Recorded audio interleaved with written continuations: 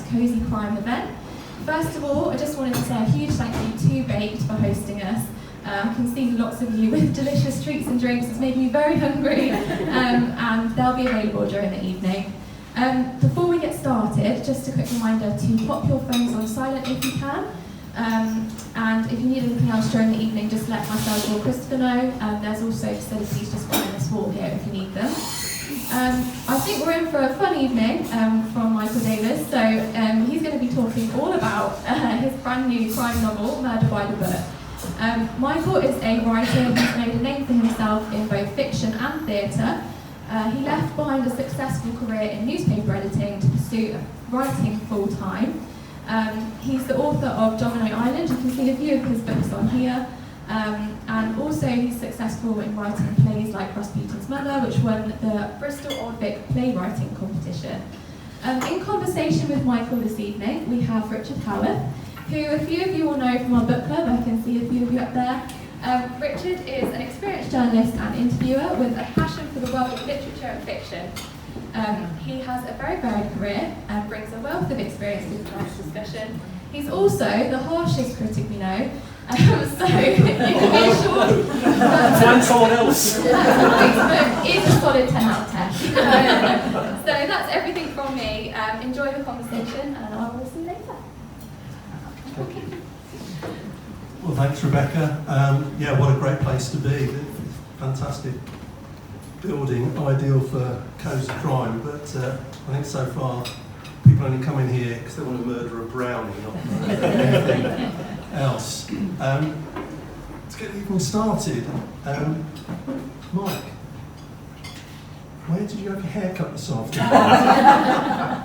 I'm not giving away that secret. No, far too precious information. Okay, well I actually know the answer to my own question. It was Long Buckby, and I'll come back to Long Buckby later, but I'll use it as a starting point because, to confess, we do know each other. We've worked together on a couple of occasions in newspapers, here in Rugby, and then again in Stratford. Whereas I still write thousands of words that become colloquially the following day's chip paper, or these days perhaps behind a paywall, Mike has found a way to still write thousands of words and turn them into these amazing looking books. Now, you were in Rugby probably about 18 months ago for the Literary Festival.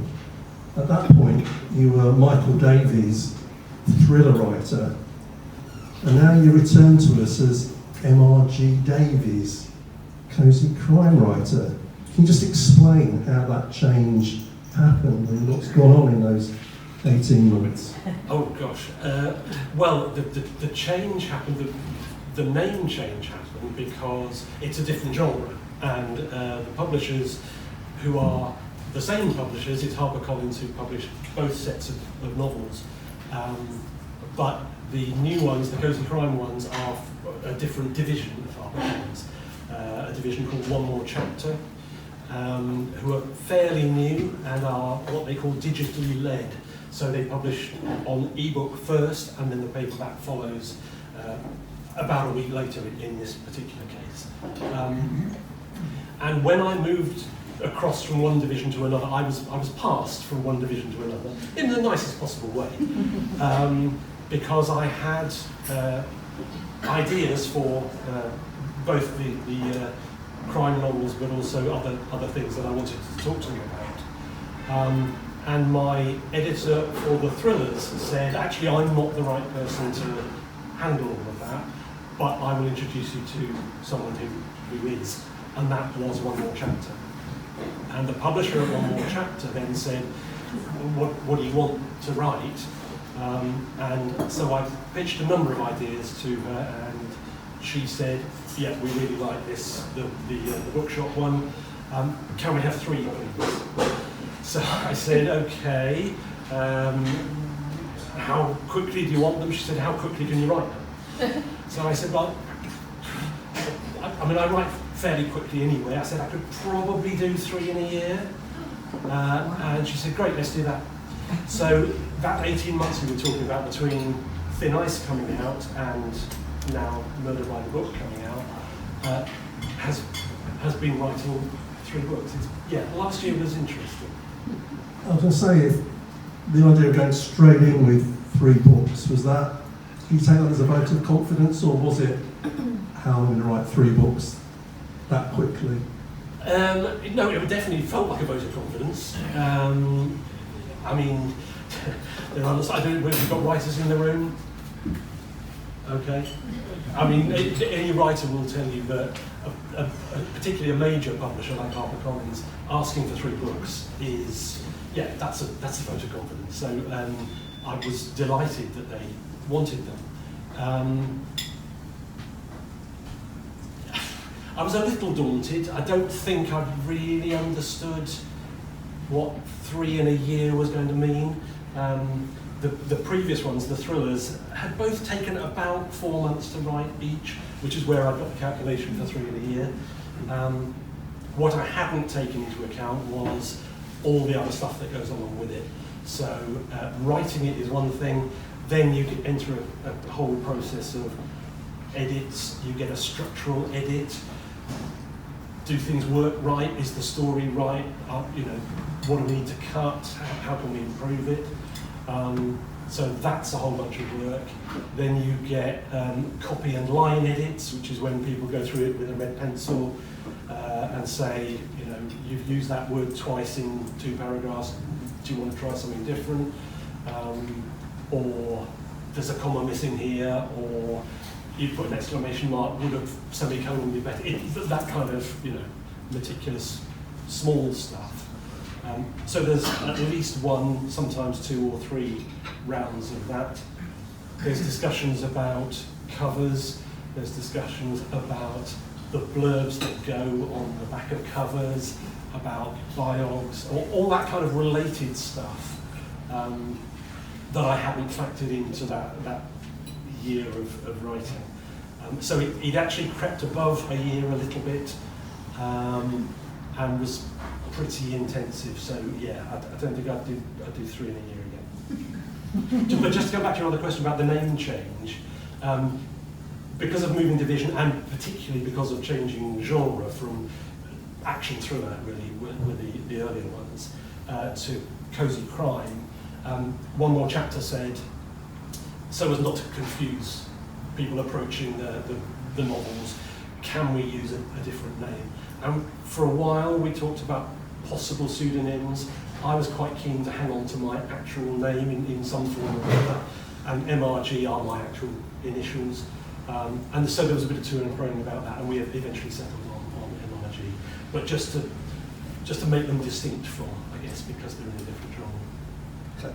I mean, we're going to run out of time for questions, so I don't want to sort of cut across what people might want to ask. But obviously, with the thrillers you spoke about, they were sort of set in the 1970s generally, but very much, if you like, with factual settings. One was in Australia, one was sort of in Eastern Europe, where there was a lot of factual reference points. In a sense, with Cosy Crime, you're creating a whole new world. So, how did you come up with the settings and the characters? I should probably start by saying I'm born and bred Northampton, so just down the road. The town in which Murder by the Book is set is a fictional Midlands town called Norster. And if anybody knows Northampton at all and reads the book, you might notice some similarities. It's not quite the same place, but some things will be recognisable. It is a fictional creation, but rooted in fact. The characters were quite interesting. I knew I wanted a mix of male and female, so that essentially, it's a bit of a spoiler, but not much because it happens in the first chapter. The bookshop, of which the 4 main characters are members of the reading group, is called The Quaint Bookshop, and at the end of chapter 1, the bookshop manager is discovered slumped between the shelves of her own bookshop. Sorry to any bookshop managers. Nothing personal. So what happens is that the reading group then take it upon themselves, because they love detective fiction, to use the skills that they've acquired from reading about amateur sleuths to solve the case, solve the mystery, what's happened to her. And I knew I wanted a mix of male and female, and I knew I wanted a mix of age range as well. And once I established that, the 4 characters kind of came quite fully formed. So the sort of self-appointed leader of the reading group is a retired academic, Professor Stone. He does have a first name, but one of the mysteries of, in fact, the ongoing series is that he, rather like Inspector Morse, he never reveals his first name, or does he? So he, because he's a retired academic, he feels he's quite, important and appoints himself as the leader of the reading group. There is, I don't know how I did that. There is a struggling actor. There's a, Do you want to share a mic? Yeah. Would that be okay? Yeah, I don't know whether... 1, 2, 1. no? It's really in and out.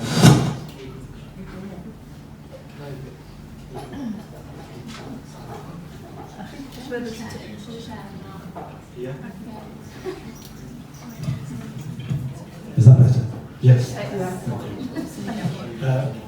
There is a struggling actor who has decided on the stage name Harrison Ford, although he spells it with 2 F's and an E on the end, as he points out to people. And he has quite an interesting journey through the book. The third member is a younger teaching assistant by the name of Lauren, who is trying to write her own detective novel. She's got quite a lot of plant-finished first drafts in her desk at home. And the newest recruit is a kind of long-suffering wife of an overbearing husband who is using the reading group as a sort of escape. So she sneaks out once a week to go to the reading group meetings. And it's her arrival in the reading group that is sort of the catalyst for them to think, actually, yeah, maybe we can go somewhere, find something out with this. I can't remember what the question was. You said the characters sort of arrived Yes. perfectly formed. I mentioned Long Rugby earlier. You've mentioned Northampton, and on behalf of residents of both and perhaps ex-colleagues, these perfectly formed characters bear any relation to people you've worked or been neighbours to? I could tell you that, but I'd probably have to murder you. I think probably all of them, if they resemble anybody, it's me. Each of them, I think, has a fairly identifiable trait that I also share, and I'm not going to tell you what those are. But I think probably as a writer, you just kind of pick stuff, and some of it will be from people that you know, some of it will be from films you've seen or people that you've come into contact with. I wouldn't say that anybody. I've not taken somebody and put them in the book as a character, no. And that's probably as far as I can go within the libel laws. Okay, let's quickly go back to the fact of writing the 3 books in a year. One thing I'm not aware of, when you get that offer from any publisher, but as I say, you're dealing with HarperCollins, who I think one of the main publishers. Do they sort of, obviously you have deadlines for all those different stages you described. In effect, as it comes out with a number of pages and a word count, do they give you a steer on that, or is it, do you choose how many words you're going to write and that's what they end up with? Yeah, that was quite an interesting discussion. We did talk about it right at the beginning of the process. Keep away from the switch. We did talk about it, and I originally proposed that they would come in a little bit shorter than they have. So the thrillers are about 80,000, which is sort of standard-ish for a thrillers novel. My feeling was that the murder mysteries might come in a bit shorter than that, so I pitched them at 70,000-ish, and 10,000 either way. They're not going to quibble about. I think if you delivered a manuscript at 45 or 50, it might go, hang on a minute, this is we've been done here. Equally, particularly within that genre, if you start to creep up towards 100, they're going to go, this needs some editing. That does vary from genre to genre. So fantasy, for instance, will very often be 100, 120,000 words. Romance might end up shorter, 60 or 70,000. And if you get into young adults, it can drop again. So I pitched it at 70, and then I've ended up writing 80,000 for each of them anyway. So it feels as though 80,000 is a kind of natural length for the kind of books that I write. But I delivered the manuscripts for all three at 80,000, and it's not even been mentioned. And if we break that down, do you do that working sort of in a block? Do you sort of write each day? What's your particular way of working to achieve the deadline? It does vary. Part of the problem of being a writer is that unless you're one of the top bestsellers, you usually have to do something else as well. It's not financially sustainable. Just to give you a rough idea, the latest figures available from the Society of Authors, I think it relates to 2022 were the last set of figures they collated, and the average annual author earnings for Society of Authors members, so average, so that allows for your Richard Osmans and your Geoffrey Davies and people, was £7,000. So it's very, very difficult to make a living as a writer, which means that most writers, me included, do other work as well. So I still keep my hand in with bits of journalism here and there. I do other bits of work in different, completely different settings.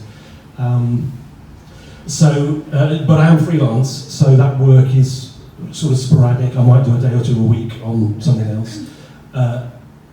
So I am able to usually carve out 3, 4, 5 days in any given week to do some writing. I don't often write, a full day, start at 8 in the morning and finish at 6 at night. I find 4 or 5 hours is probably enough, and when I get beyond that, I end up throwing away what I've written anyway, because I get burnt out after that sort of time. So allowing for those days that I'm doing other things, I will usually, over that 3-month period, it's fairly intensive. I don't write every day. I know lots of writers do, and lots of writing advice suggests that if you want to be a writer, you've got to write every day. I don't, and there's lots of other writers who don't as well. What I do like, and I think this comes out of the newspaper background actually, I actually actively like having a deadline. And that is quite rare, I think, among writers. It was Douglas Adams who said, He loved the sound of deadlines as they went whizzing past.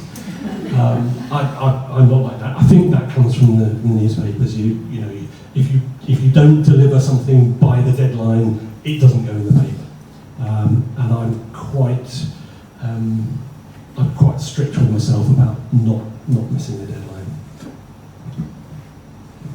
I think you used a phrase in that answer about throwing stuff away. I mean, either with these books or any other point, have you found yourself getting so far with a project and deciding, actually, this is really not working, let's start again? Have you got things in a drawer somewhere that the world has not seen? Or do you structure so that you know where you're going and actually follow that path? Or do you sometimes find a surprise that... Yeah, that's sort of two different questions actually. The trouble with you is you know too much. Yes, I do have stuff that has been thrown away. More often than not, actually, because something else turns up that is too similar to it. So I have a really dispiritingly high number of projects that I have started and had to abandon because somebody else has published the exact same thing, or somebody's written that script and it's been made, and you know, and now my version of it can't be done because it's, you know, dead in the water. So that's happened quite a bit, but I think that the reality is nothing's ever really wasted. It might not make it into a book in the form that you thought it was going to, but actually, you know, one way or another, it's all work and it'll all feed into something somewhere down the line. What's the other half of it? Do you know where you're going when you start? Oh, do you know? Yes, and planning stuff out. When I first started writing, too many years ago, I was in the writing world. Writers are divided into plotters and pantsers, so people who do it by the seat of their pants. And when I first started writing, I was very much a pantser. I would, you start with an idea or a situation or a character or an event, and you think, yeah, great, that's a brilliant idea. Let's go with that, and just start writing and see where it takes you. I changed completely. I'm now totally a plotter, and I think that was probably down to I did an MA quite a few years ago now in script writing, and for TV and film, you can't just make it up as you go along. Everything at every stage of the production process is seen by so many people and has to be signed off by so many people that you would never, in a working environment, you'd never get to write a script that nobody has seen through the development process. And ever since then, I have plotted everything. Not quite everything, actually. I did write a play 2 or 3 years ago that I did go back to, partly as a sort of mental exercise to see if I could do it. And that started with an idea, and I just thought, I'll sit and write this and see how it goes. It turned out all right, but I as a regular way of working, I wouldn't do that anymore. And particularly with murder mysteries, I don't know. I certainly wouldn't want to write a murder mystery without having planned it out meticulously first. Some of that's to do with the plotting. You've got to know, which of your characters knows what at any given point, how much you can give away to the reader. You want to take the reader with you as well, so you've got to put the clues in there. Some of those clues will be red herrings. So all of that kind of needs working out in advance. So the way I do it is I'll start with a single paragraph idea, and often that will end up forming the cover blurb. So it's kind of in a nutshell. In this one, on the cover of Murdered by the Book, it says 1 dead body, 4 amateur sleuths, a book club like no other. So that was kind of the basic pitch, and I fleshed that out into a paragraph, and then I built that up once the publishers had seen it and signed it off. Then built that up into probably about 1,000-word document, which was a very prescriptive chapter breakdown. So I knew how many words I was aiming for, I knew how many chapters the story broke down into, and I planned out exactly what was going to happen in every chapter. It does still leave room for some flexibility, because sometimes characters will go, do you know what, I'm not going to do what you thought I was going to do in this chapter, I'm going to do something completely different. And I like to have the flexibility to go, okay, all right, well, let's try that and see what happens there. And sometimes that'll work and sometimes it won't. But generally speaking, I have it quite closely worked out, and then I'll write it. And for me, that's the fun bit then, because you've got the skeleton. You don't need to worry about, oh gosh, where's this chapter going, or who needs to be where by the end of it. You know all of that, and so you're doing the fun bit of putting the flesh on the bones. I mean, with the characters, we can see, you've all seen the display here, we've talked about a series of 3 books, there's the images there, and actually a physical copy of book 2, so that's obviously coming very soon. Are those characters then in each of those, do they follow through into each of the books? So in the planning, you have to remember what happened in book 1 and the connections through that as well. Yeah.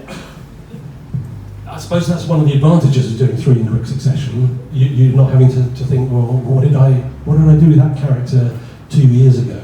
And some of the story runs sort of arcs across all 3, and some of it's open-ended, so that it could go further and beyond. But each book itself is self-contained. You can read each one as a standalone. You don't have to have read the first one to read the next 1 or 2. It does use the same characters. So the reading group, they solve the mystery. Sorry, it's a spoiler, but they solve the mystery in book 1. And in book 2, which, as you quite rightly point out, you haven't seen this because it's not published for 2 weeks in paperback, but you can pre-order at Hunt's, and they will have them waiting for you on the 12th of March. If you want it earlier than that, on the 6th it's out on ebook and audiobook, if you can bear the thought of me reading it to you. So A Game of Murder, that one takes them, they get invited to a country house. A country house in the remote Gloucestershire countryside, where they get snowed in. So remote snowbound country house, and strange things start to happen. So, the third one, From Murder with Love, which will be out later in the year, has a sort of flavour of a certain well-known spy. And I'm not going to tell you how the reading group of the Quaint Bookshop gets involved in that kind of world, but they do. And have mysteries to solve there as well. So yeah, same group, different settings, and you'll have gathered from the way we've been talking about it that it's an affectionate nod to lots of existing literary characters and writers. So Agatha Christie makes an appearance. Do you know the story about Agatha Christie going missing for 11 days? That's solved, that mystery is solved in A Game of Murder. So if you've ever wondered what happened to Agatha Christie for those 11 days, A Game of Murder will tell you. So Agatha Christie, obviously Ian Fleming, but I mean, the focus of the reading group is sort of the golden age of detective fiction. One of them in particular is a big fan of Sherlock Holmes. They talk about Christie a lot, and Dorothy L. Sayers and people from that sort of period, as well as more modern mystery writers, murder mysteries. Morse gets a look in at one point. There are references. I mean, there's tons of references to all sorts of different writers, most of whom are in there because I like them myself. So. You mentioned there about it's your voice on the audiobooks. 2 questions again. Was that your expectation that you'd get the chance to do the audiobooks? And also, by reading out loud your words, do you think that helped you to understand the characters better when you had to sort of express them effectively as real people then? Yeah, that's really interesting. To answer the second one first, I think I probably did get a sense of the sort of rounded, three-dimensional people, as opposed to sort of just being on the page. So I think I probably got to know them a bit better doing that. As for reading it, so the audiobooks for the new series are, because each chapter is written from the perspective of one of the members of the reading group, 2 are male and 2 are female. So I have read the male parts, and a lovely actress called Victoria Brazier has read the female chapters. So you actually get 2 voices for the price of one on the audiobooks. Was I expecting to do it? Well, I had a rather interesting experience with the earlier ones, with the thrillers, because when they said, "Oh, we're going to do an audiobook," I said, "Oh, that's great. I'd like to read my own book, please." And they said, we're not really keen on authors reading their own books, because actually lots of authors aren't very good at it, so we tend to prefer it if we get in, actors or voice artists. And I said, well, actually, I am an actor as well. I have done voice work, so I'm not complete novice at it. They said, can you send us a sample? So I actually had to audition to do my own audio. Fortunately, I sent them a sample and they said, oh yeah, all right, then you can do it. So having auditioned to do my own audiobook, I then did the full audiobooks for both Outback and Thrillers. And then when it came to these, there was a little bit of discussion about would I do the whole thing, and actually I said, well, just to kind of make it easier for the listener. I mean, there are clues in the written word. You can see very easily whose chapter it is, if you like.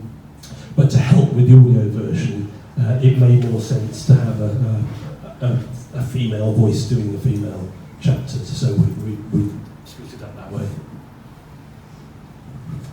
Now, I'm conscious you've heard a lot of questions from me, and you may all have reasons that brought you here this evening. So I wonder at this point, has anybody got any things they'd like to ask? We can sort of pass the mic round.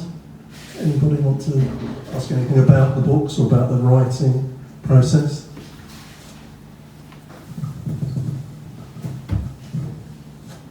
Hello, is that all right? You kind of touched on this already, but it always interests me when authors say, oh, the characters decided to do this.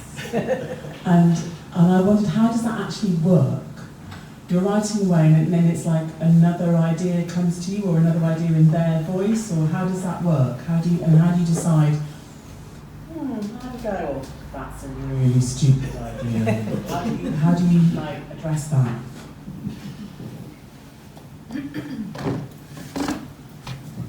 Thank you. Yeah, that's a really good question, and to be honest, I'm not sure I have a really good answer.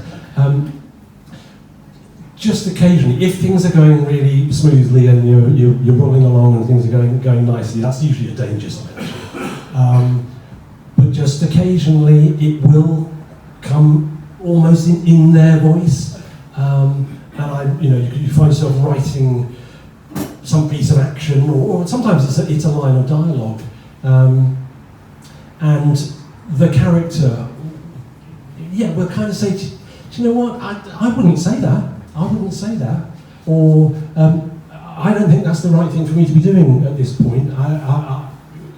If it were me, and of course it is them, if it were me, I'd have done that. I've gone there and spoken to them. Okay, yeah, well, actually that does make more sense.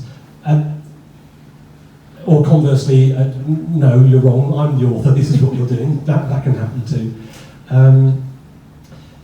And sometimes you just kind of know when you're writing it, you think, okay, it's not really working the way I hoped it might, or this dialogue isn't working, or actually the ideal place for them to be is over there, not here. So how can I get them to be there, because that's better for the story, or more true to their character. Sometimes that can happen as well. You hope it doesn't happen when you're recording the audio book, because by that point it's too late. And the same is true with typos and spelling mistakes and things. We did find about 4, I think, when I was doing the audio book for Murder by the Book. Fortunately, it hadn't gone to press at that point. They'd got a PDF proof of it, which I was reading from, but they hadn't actually pushed the button to set the presses going, so they were able to change those. By the way, I'm not promising that there are no typos in the book, but at the end of the day, that's not my job. So. Any other questions at this point? Yeah. Might not need it, but I find it a big voice, I don't know. Go on. In terms of split in popularity,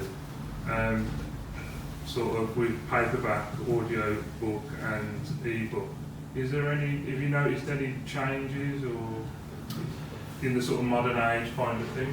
Yeah, I mean, the digital world has completely transformed publishing in lots of ways, and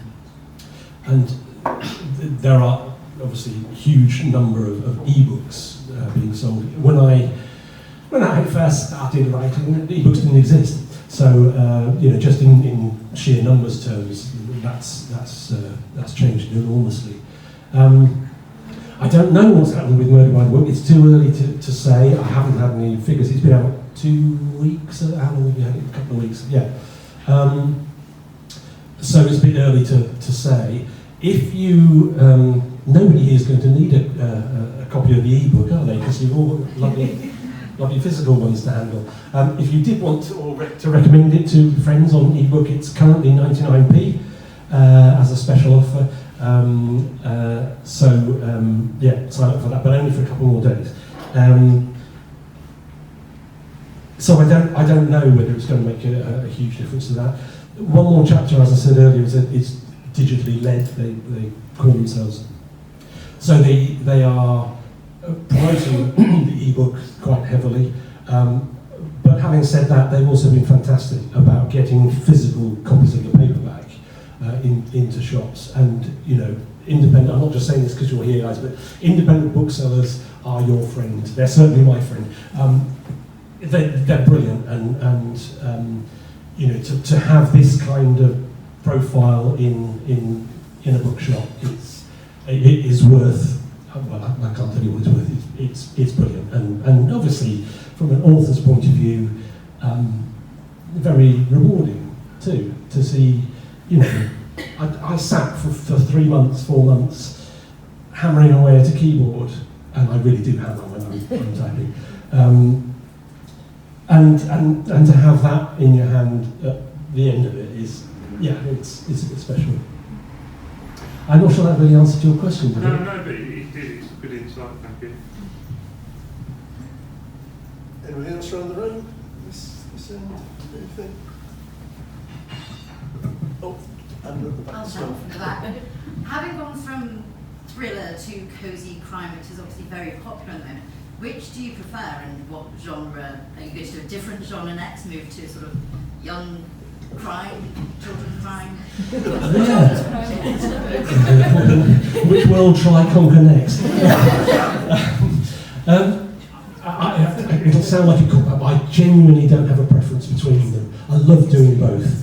I don't think I want to do either one permanently without ever doing the other one, because I find I can do things with the murder mysteries that I can't do with the thrillers, or at least I haven't done with the thrillers. Just as one very simple example, the murder mysteries are all written in the third person from each point of view of the the four members of the reading group. The thrillers are first person, and that's a different way of writing, as well as the genre being different. So the advantages of the first person are, for instance, you can create an immediacy. You're putting the reader in the eyes and the situation of your main character, and hopefully they'll feel some of the things that he's feeling. Third person allows you to put different people in different places and give you different perspectives, which can also present the opportunity for introducing clues.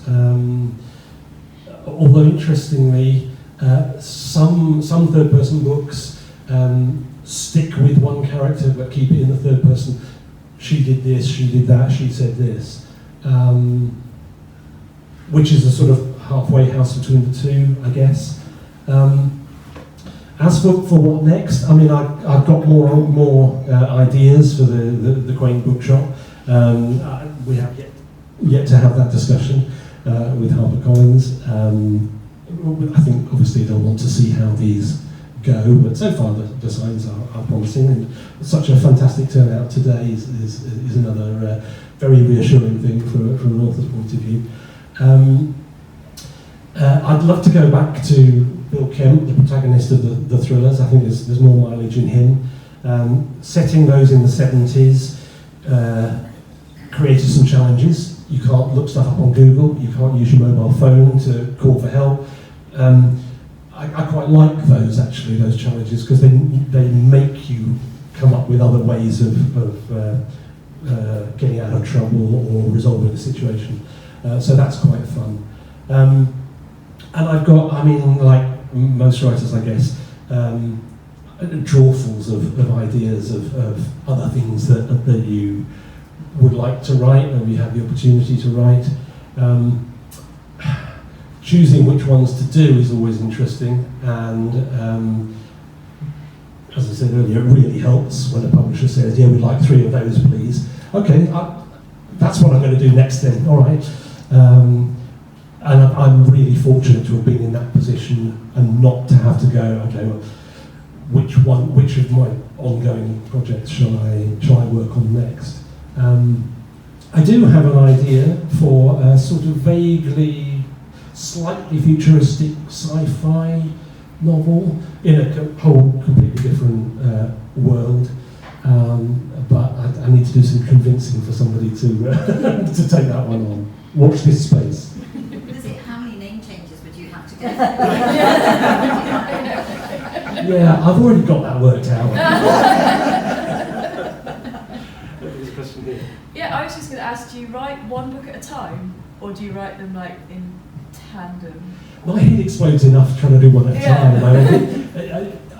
I did write them one at a time. I had some idea when I wrote the first one that the second one was going to be set in a country house, a snowbound country house. I didn't know where the third one was going to be, but I was quite conscious and have, if you read them and if you read through the series, you should be able to spot Easter eggs in book 1 that pay off in book 3, and character developments that work their way through. Things that people learn about themselves, as personalities early on in book 1 might come to fruition or come good in book 2 or book 3, and vice versa. Things might not work out the way that somebody thought they were going to early on in the first book. So it was a bit of both, really. I knew the direction of travel. I didn't know specifically where I was going with book 3 when I wrote book 1. Anything else? Okay. Stunned silence, which may be an indication people either want another brownie or they've had enough. No, I'm just going to ask one final one then. you mentioned, obviously you mentioned several times HarperCollins. And we've got, I don't know anybody in the room as to say, but we've got people, a number of sort of authors in the area. But you said about from Northamptonshire and that connection. What's it been like working with HarperCollins, a name that's global? Do you get to sort of meet exciting people or go exciting places as a result of your writing? I suppose sort of by accident I have done. One of the nice things about HarperCollins is they hold a big summer party for all their authors at the V&A in London every July. And when the invitation arrives for that, that's quite exciting. And then when you go, and it's, I think the last one was about 2,000 people, so that's less exciting. Okay, not quite as special as I thought I was. But then wandering around, you see, some of their big name people and celebrities and all sorts. We had Alexander Armstrong was at the last one. Max Hastings, who was a war reporter and became editor of the Telegraph. So from a newspaper point of view, that was quite exciting. David Baddiel was there one year. And then, bizarrely, because his memoir came out and was published by HarperCollins, David Cameron went one year, but nobody saw him because they brought him in through a separate private entrance. They took him to his own private room with his entourage and with the heavies who go everywhere with him. And I think probably Charlie Redmayne, the big boss of HarperCollins, entertained him for 20 minutes and then he went. So he might as well have not been there. I think that's about as exciting as it gets. I'm sure I read somewhere about David Baddiel being very excited that you were there. But, okay, well, I mean, at this point, I'll say, obviously, thanks to Hunts for laying this on and letting us loose. Thanks to the Baked team, it's been brilliant. I think you're going to be signing some books by the look of it. Is there anything else people should know or can do to support our I'm so glad you asked me that. Yeah, absolutely, of course there is. Just to go back to my earlier point, support your local bookshop, definitely.